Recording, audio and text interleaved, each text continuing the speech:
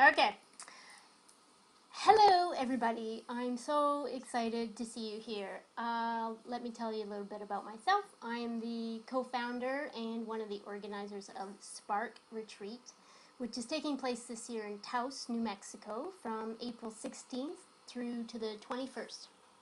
And Spark brings women creative entrepreneurs together to learn, to identify what truly makes them unique, and then to use those qualities to really step up and shine in their business and in their personal life.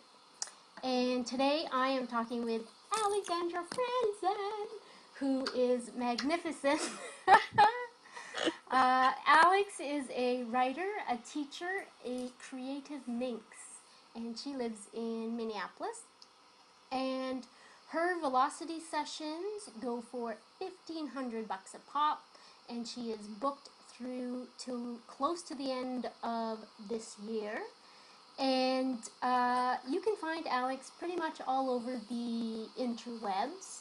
And she's been featured in many, many books, many blogs, many sites. And she's actually got her own book coming out in fall 2013 this year called 50 Ways to Say You Are Awesome. And you can find her at alexandrafranzen.com. Hi, Alex. Hi, that was a glorious introduction. I'm just so Beautiful. excited. So, Alex, you were one of our leaders at Spark this past year, or last year, Mm. in 2012, when we did Spark in Santa Fe, New Mexico. And I would like to know what one of your favorite things was about being at Spark. So many things. I have to say, probably one of my favorite moments of the event was, I think it was on the very last night, or the night before the very last night, and we all kind of went outside under the stars and lied on these blankets and just started giggling, like, so, like, where your oblique eyeballs are just ah for like days. But it was incredible how quickly all the women there bonded, found little serendipitous connections, and we were just like, it was like summer camp for grown-ups. And I'll never forget that night at the end, feeling so free and relaxed and happy and laughing like I haven't laughed in years. There was a lot of laughing. Yeah, it was a lot of fun that way. I think it was so loud that like the groundskeepers were kind of irritated at us, like for the naughty They're teenagers making. like, guys, time for bed. But that was, I mean, there were so many great highlights, and of course the workshops, teaching, and all the people who came were tremendous. But I think with an event like Spark, it's those unplanned, unexpected moments that you really Mm-hmm. remember for years. Awesome. One of the things that we're going to do with Spark is try to help people identify like what really makes them kind of shine, what makes them zing.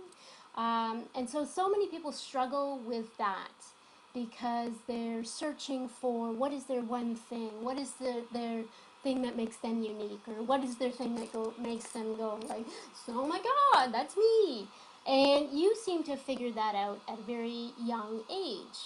And some of us who are not so young have taken a little longer to figure that out. So, what do you think some of the reasons are that you were able to kind of get your shit together at such a young age? That's a funny question. Although I I know it's a journey, it but is a journey. I will say this, when I look at my life and myself, I realize that I have a very low tolerance for unhappiness.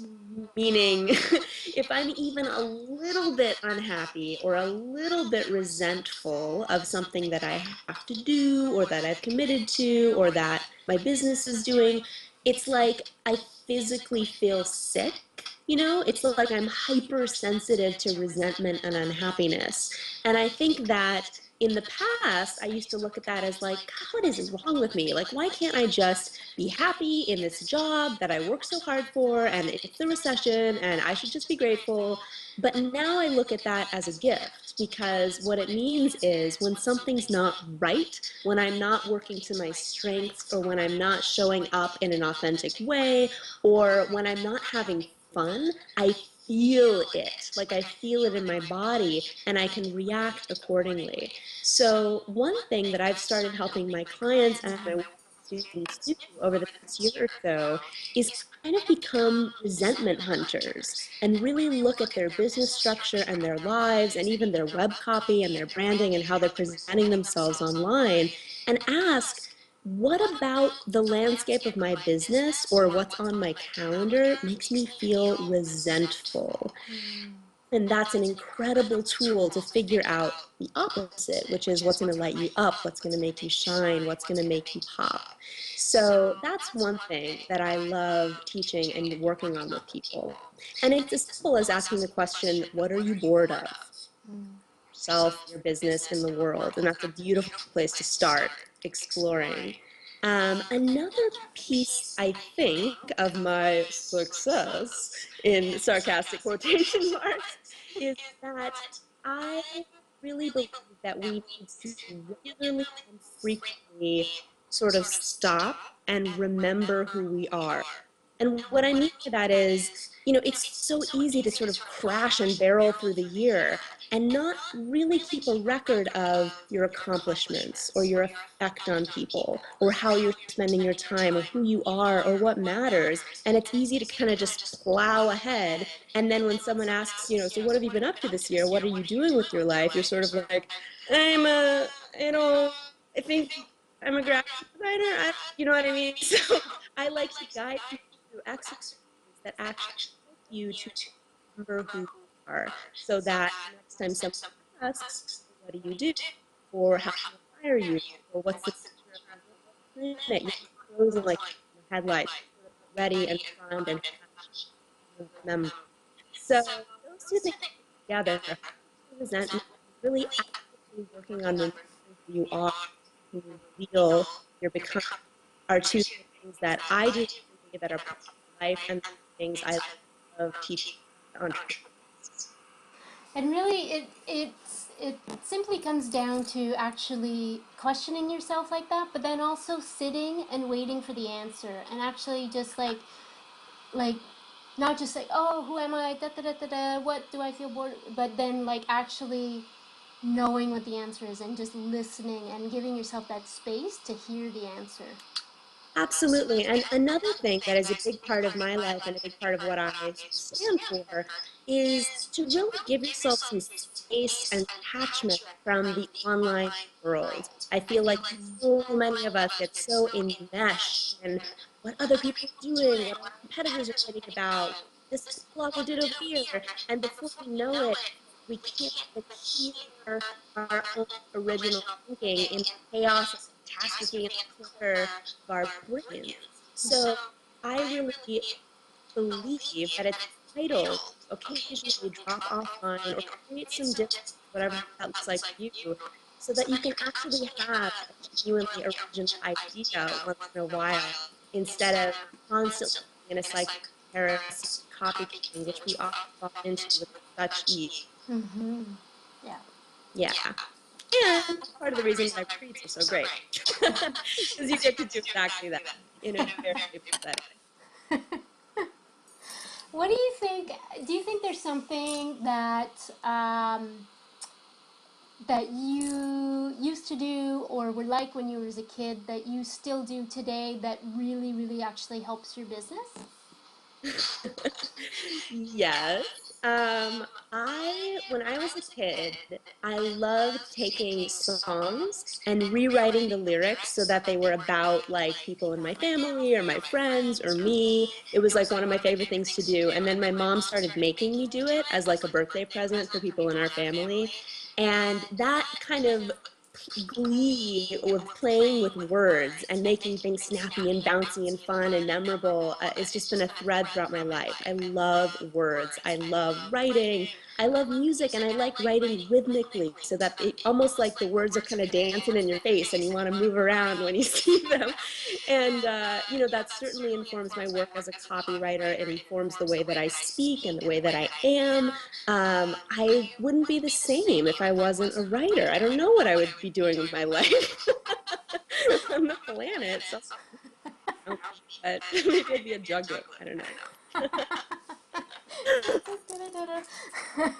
But we all have things that we loved and that came naturally and easily to us as children. And again, one of the ways we can remember who we are and start to connect the dots of our life story to make sense of who we are is to look back on those childhood moments, or to look back on the things that people regularly thank us for or ask for our help with instinctively. And those are all clues to what make you original and unique. And it's not that hard to find them once you start looking and connecting the dots. Yeah, absolutely.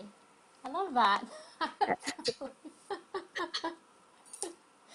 So, in your writing that you do and help people with, how do you think that you really help people feel visible, feel heard?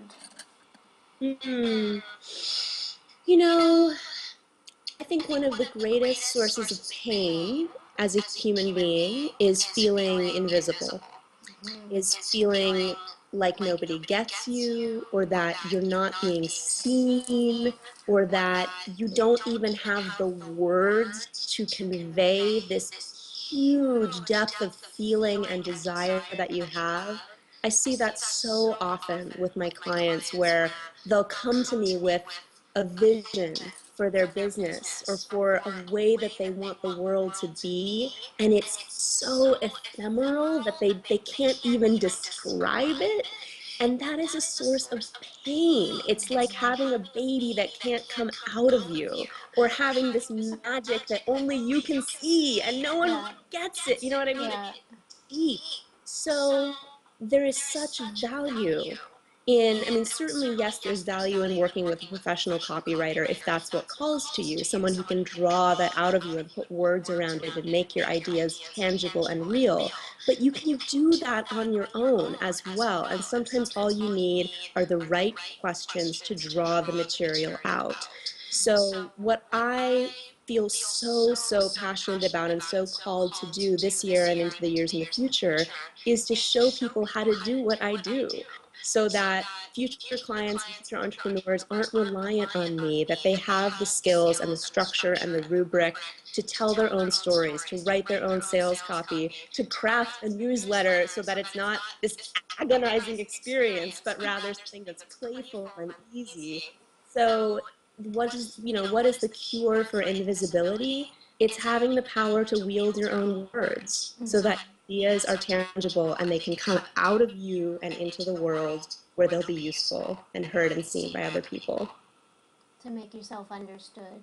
Absolutely. We Yeah. all want to be understood. It's Yeah. just really essential to our human nature. Yeah. Oh, that's awesome. Mm. What are you most curious about right now? Just in general.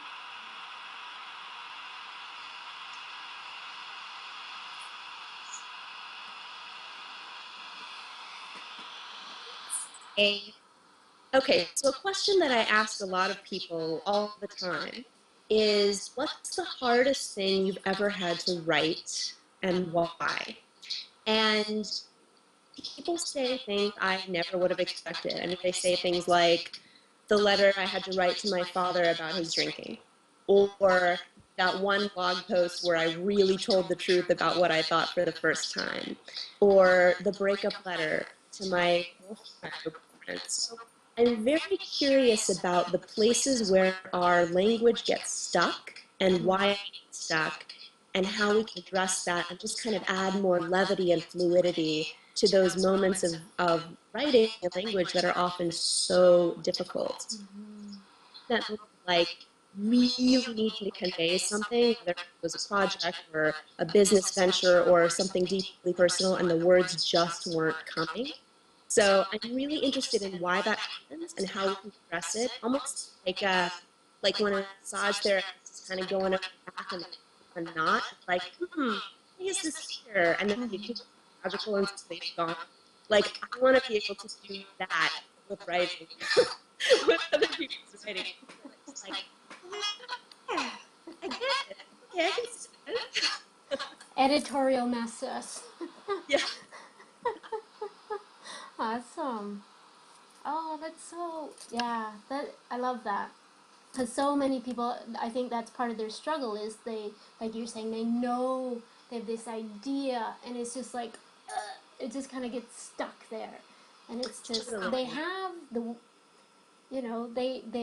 they know what they want to say, but they can't get it out. And it's not that they don't know the words, like they know all the words, it's just trying to put it together. Or is it the emotion that's stopping them? Is it how they want to come across? Is it fear of how they're going to look? What is it? What is that one thing that's getting stuck or making the words get stuck? Yeah. Yeah. There are so many things that stop our words, and it's interesting to explore them. Mm-hmm. But it's also sometimes fun just to write and kind of be freewheeling and fast, not stop to edit or wonder or analyze or kind of utilize your CV, but just write. And that's another thing that I love to do when I'm teaching, that I'll do at summer camps here, is to lead very, very short time exercises that are so fast, so short that you literally don't have time to start getting all like sort of caught up in the maelstrom of emotion Yeah. just to write. Really interesting things happen in coach writing as well. Those exercises were really good for me because I'm one of those people that like overthinks. I'm like, Yes. wait, first word, okay. Second word. It was like, what? I have 30 Dot, dot, seconds? And dot. then I spent 25 of those seconds thinking, what? I only have 30 seconds? And then something just came out and I'm like, oh, I did it. It's incredible what happens. Like I remember last year when we played the little game Tarotry, where I pull a tarot card and then everybody has 1 minute to write a poem in response. And you would think that everyone would be like completely stuck and like, but no, people Yeah. just go for it. It's Yeah. incredible. Yeah. And before you know it, like you've written like 3 poems in a day in 3 minutes, and they're awesome. Yeah, everybody's looking at their neighbor like, holy shit, that just came out of you? Like, I know, but that's what amazing. happens when you don't give yourself a chance to censor. And I Yeah. think it's so magical. Yeah. So tell us just a little bit more. You've already started to talk a little bit about what you might do at Spark. So, what are your hopes for the retreat this year, and what can people expect working with you there? Mm-hmm. My hopes for the retreat this year are exactly what my hopes were last year, which is I hope that this beautiful 5 day experience provides a chance for you to unplug. And I don't mean that you literally have to drop off the internet for 5 days, but I mean just to create a little bit of magical space between you and what your normal daily grind is. I call it vacation mind, where you're kind of semi plugged in and maybe the emails are piling up, but you sort of don't care and you have like a new sense of perspective and you really notice things and everything's kind of bright and interesting. Like powerful stuff happens when you're in that vacation mindset. Mm-hmm. Like book outlines emerge and suddenly your bio is fluid and completed and done just like that, and you make space for these magical conversations and collaborations come out of nowhere. So I want people to really get into that vacation mind and then hopefully to take it home with them and really stretch out for as long as possible once they're back in the daily grind world. Also hope again that it just feels like a summer party for creative growth and that we make a pile on the floor and laugh till our sides hurt again. And that in addition to getting value and getting exercises and prompts from all of the teachers, myself and others, that really like luxuriate those spontaneous organic moments that I know happen as well. Those are the real treasure, and those are the things you can't get on. Awesome! I can't wait.